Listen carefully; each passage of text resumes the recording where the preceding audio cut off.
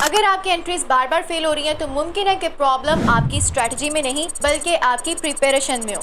और इसी प्रिपरेशन को ठीक करवाने के लिए आज मैं आपको ऐसी 3 चीज़ें बताने वाली हूँ जो आपने हर ट्रेड लेने से पहले चेक करनी है। और अगर इन 3 चीज़ों में से कोई एक भी चीज़ मिस हुई तो आपकी एक अच्छी ट्रेड भी लॉस में तब्दील हो सकती है।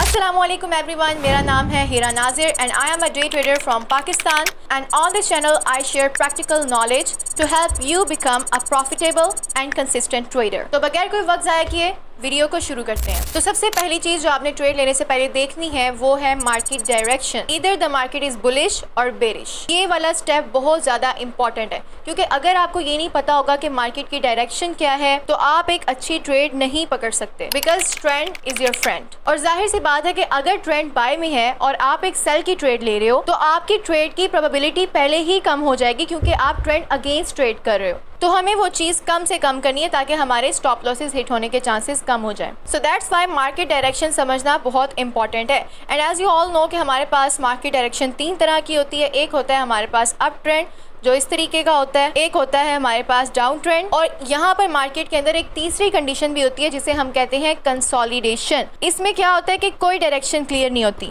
ना मार्केट बाई में जा पा रही है ना सेल में जा पा रही है, यानी कि बायर्स और सेलर्स दोनों कंफ्यूज हैं यहाँ पर। This is also called as range and sideways market. तो सबसे पहले तो हमने आइडेंटिफाई करना है कि हमारा यहाँ पे ट्रेंड क्या है। ट्रेंड बेसिकली हम अपने बड़े टाइम फ्रेम्स के ऊपर ही चेक करते हैं। हम यहाँ पर डेली टाइम फ्रेम से स्टार्ट करते हैं और यहाँ पर हम CRT अप्लाई करके देखते हैं। CRT अगर आपको मार्क करना नहीं आता तो मेरे चैनल के ऊपर इसकी वीडियो पूरी मौजूद है, आप उसे जाकर देख सकते हैं। देन आपकी कोई भी कंफ्यूजन नहीं रहेगी। Let me zoom in the chart ताकि आप इसे क्लियरली देख सकें। यहाँ पर ये हमारे पास CRT जो थी वो बिल्कुल बुलिश थी। कैंडल बुलिश डायरेक्शन में क्लोज हुई और हम यहाँ पर एक्सपेक्ट भी यही कर रहे थे कि नेक्स्ट अब कैंडल का हाई टारगेट होगा और ऐसा ही हुआ। मजीद भी अगर हम इसको जूम आउट करके चार्ट को देखें तो हमारे पास एक बहुत स्ट्रॉन्ग कंफर्मेशन है कि मार्केट का ट्रेंड इस वक्त बाय है।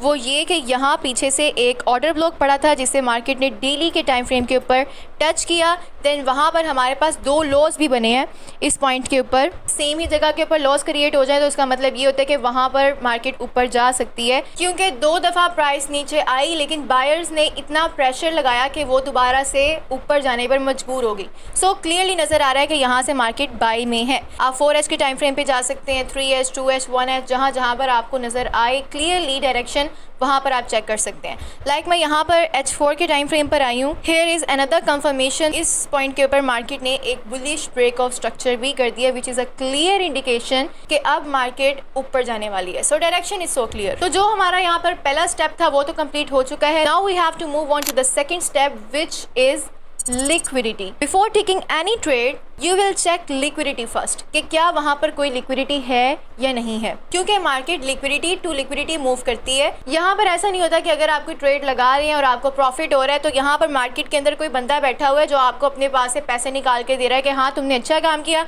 तुम्हारी स्किल्स अच्छी हैं इसलिए हम तुम्हें पैसे दे रहे हैं। ऐसा नहीं होता। कोई अपनी जेब से निकाल के आपको पैसा नहीं देता, यानी कि यहाँ पर जो भी आपको प्रॉफिट हो रहा है वो किसी से लिया गया है।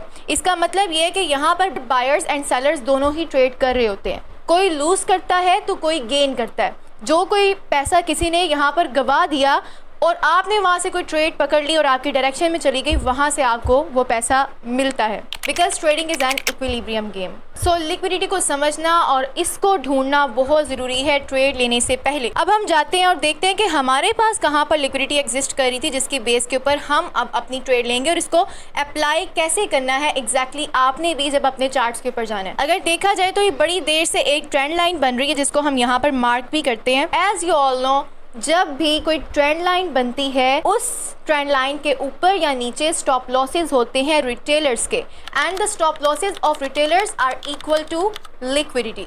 अब जैसे यहाँ पर बार बार लोग सेल कर रहे थे एंड उनके स्टॉप लॉसेस इस ट्रेंड लाइन के ऊपर थे और बार बार यही प्रोसेस होता जा रहा था। जितनी मरतबा भी प्राइस ने ट्रेंड लाइन को टच किया है यही प्रोसेस हुआ है। सो ऐसे में क्या हुआ कि ये जो ट्रेंड लाइन है इसके ऊपर हर जगह लिक्विडिटी रेस्ट कर रही थी। ये जो मैंने क्रॉस बनाए हैं ये लिक्विडिटी को रिप्रेजेंट कर रहे हैं। सो यहाँ पर जब हमें इसका ब्रेकआउट मिला और हमारे पास डायरेक्शन भी क्लियर है कि CRT भी हमें बुलिश बता रहा है, हम 4H के टाइम फ्रेम पे गए, वहाँ पर हमें सारा जो मार्केट स्ट्रक्चर है वो भी बुलिश नज़र आ रहा है, और अब ऊपर लिक्विडिटी भी रेस्ट कर रही है, यानी कि हमारे पास यहाँ पर 3 से 4 कन्फ्लुएंसेस मिल रहे हैं आके कि हाँ यहाँ से हमारी बाय की ट्रेड बन सकती है। अगर हम यहाँ से बाय की ट्रेड पकड़ते हैं तो ये सारी ट्रेंड लाइन लिक्विडिटी हम टारगेट कर सकते हैं। और जब भी इस तरह से मार्केट ने लिक्विडिटी निकालनी होती है तो इतनी क्लीन कैंडल्स बनती हैं और इतनी क्लीन एंट्रीज मिलती हैं, अगर आप उसे पकड़ सकें तो बहुत अच्छी बात है। एंड इनफैक्ट इस वीडियो को देखने के बाद आप इस तरह की ट्रेड्स भी ज़रूर ले पाएंगे। सो आई होप आपका सेकेंड स्टेप बिल्कुल क्लियर हो गया है कि आपने जब भी कोई ट्रेड लेनी है तो आपने लिक्विडिटी फाइंड करनी है कि जहां पर अब मार्केट ने जाना है उसे स्वीप करने के लिए as market move from liquidity to next liquidity. Now the time is to dive into the third step, which is absolutely crucial than first two steps, और वो है कंफर्मेशन। अगर आप कोई भी ट्रेड लेने से पहले कंफर्मेशन नहीं देख रहे और डायरेक्ट ही ट्रेड लगा रहे हो, मेरी नज़र में आप कोई ट्रेड ही नहीं कर रहे। It's a sort of gambling. बहुत से लोग ऐसे होते हैं जो लिमिट्स लगाते हैं, एंड बिगनर्स ये काम करते हैं कि वो लिमिट्स लगाना शुरू कर देते हैं। दे डोंट नो कि अगर सप्लाई जोन है तो वहाँ से हमें सेल करना भी चाहिए या नहीं। आपको कैसे पता कि सप्लाई जोन रिस्पेक्ट होना ही होना है? आपको कैसे पता कि डिमांड जोन रिस्पेक्ट होना ही होना है? अनटिल अनलेस वहाँ पर कंफर्मेशन आके आपको नहीं बताती कि भाई यहाँ से बाय करो या सेल करो, तब तक आप वहाँ पर कोई फैसला नहीं कर सकते। That's why confirmation is the most important thing in trading. अगर आपका सप्लाई जोन रिस्पेक्ट नहीं होना तो वहाँ कंफर्मेशन ही नहीं आएगी और आप बच जाओगे। बट अगर लिमिट लगाई हुई और कंफर्मेशन ना आती हुई तो जाहिर सी बात है आप स्टॉप लॉस ही लगवाओगे। Nobody can save you. So चलते हैं चार्ट्स के ऊपर और देखते हैं कि हमने कौन कौन सी कंडीशंस को देखना है कंफर्मेशन लेने से पहले। फर्स्ट ऑफ ऑल, जब आपने यहाँ पर ट्रेड लेनी थी जहाँ पर एक सेल ट्रेंड ब्रेक हुआ है, एक ट्रेंड लाइन जो बड़ी देर से रिस्पेक्ट होती आ रही है वो ब्रेक हुई है, उस पॉइंट पर बाय की ट्रेड लेने के लिए आपको बहुत ज़्यादा अच्छी कंफर्मेशंस की ज़रूरत है। सो इसके लिए हमें कैंडल क्लोजिंग्स को भी देखना है। बड़े टाइम फ्रेम्स को भी आप इस मकसद के लिए इस्तेमाल कर सकते हैं कि अगर तो किसी 2-3 बड़े टाइम फ्रेम्स की क्लोजिंग आ गई है उस ट्रेंड लाइन के ऊपर, now you have clear breakout of that trend line. अब वहाँ पर बहुत कम चांसेस है कि मार्केट एक फेक आउट दे के वापस से उधर जाए, बट सिर्फ क्लोजिंग मिल जाना काफ़ी नहीं है ये देखने के लिए कि वाकई में यहाँ से बाय ट्रेंड स्टार्ट हुआ है या नहीं हुआ। So what you need there, now we are moving to that part. अब यहाँ पर मैं 4H के टाइम फ्रेम पर आ चुकी हूँ, जो कि बिगर टाइम फ्रेम्स के अंदर एक बहुत स्ट्रॉन्ग टाइम फ्रेम समझा जाता है। तो यहाँ पर अगर हम देखें तो ट्रेंड लाइन के ऊपर हमें ये वाली एक स्ट्रॉन्ग बुलिश कैंडल मिली थी जो कि इस चीज़ को इंडिकेट कर रही थी कि अब ब्रेकआउट हो चुका है। बट आपने डायरेक्टली यहाँ से ट्रेड एग्जीक्यूट नहीं करनी। कंफर्मेशन प्रोसेस अभी भी खत्म नहीं हुआ है। ब्रेकआउट तो मिल गया, लेकिन बाज़ औक़ात ऐसा होता है कि क्लोजिंग देने के बाद भी मार्केट उसी रेंज के अंदर चली जाती है, यानी कि वही वाली ट्रेंड लाइन को दोबारा से फॉलो करना शुरू कर देती है, एंड कॉन्सिक्वेंटली आपका स्टॉप लॉस हिट हो जाता है। सो हमें इस चीज़ की एहतियात करनी है और यहाँ पर देखना है कि हमें एक FVG मिल जाए, और वहाँ से अगर हमें कोई कंफर्मेशन कैंडल मिलती है तो हम बहुत कॉन्फिडेंटली अपनी ट्रेड को होल्ड कर सकते हैं।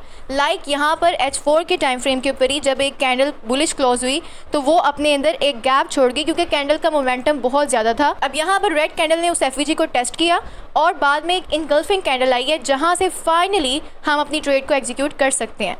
अगर मैं यहाँ पर लगाऊं तो ये ट्रेड चल रही है। तो ये तो मैंने आपको 4H के टाइम फ्रेम के ऊपर एग्जीक्यूट करके दिखाया। 4H के टाइम फ्रेम के ऊपर वो लोग एग्जीक्यूट कर सकते हैं जिनके पास बहुत ज़्यादा कैपिटल है, लेकिन जिनके पास कैपिटल कम है वो जाहिर सी बात है इतने बड़े टाइम फ्रेम के ऊपर एग्जीक्यूट नहीं कर सकते। तो they have to move on to the small time frames like M15, M5, M3 and M1। अगर मैं यहाँ से M15 पे शिफ्ट करती हूँ तो यहाँ पर पहले तो एक क्लियर ब्रेकआउट आया जो कि हमने 4H के टाइम फ्रेम से देख लिया। अब यहाँ पर वो जोन ढूंढना है जहाँ से एग्जैक्टली हमने अपनी ट्रेड पकड़नी है, और वो बहुत ईजी है। आप यहाँ से सिंपल अपना फिबोनाची लगाएंगे और आपने यहाँ से गोल्डन जोन मार्क करना है, ये वाला पॉइंट, और इस गोल्डन जोन से जब आपको एक कंफर्मेशन कैंडल मिले you can execute your trade. हमारे पास यहाँ पर एक इनगल्फिंग कैंडल आई है कंफर्मेशन कैंडल के तौर पर, सो हम यहाँ से अपनी ट्रेड लगा सकते थे और then you can see we secured a good risk to reward ratio. अब बहुत से लोग यहाँ पर फिबोनाची की सेटिंग्स पूछेंगे, वो भी मैं आपको दिखा देती हूँ। आप यहाँ से स्क्रीनशॉट ले सकते हैं। तो अगर आपने एग्जैक्टली इन 3 स्टेप्स को फॉलो करना शुरू कर दिया हर ट्रेड लेने से पहले, तो आपकी ट्रेड्स के स्टॉप लॉस हिट होने के चांसेस बहुत कम हो जाएंगे। So I hope you find this video helpful and be connected to diamond VN, and together let's find diamonds in the charts.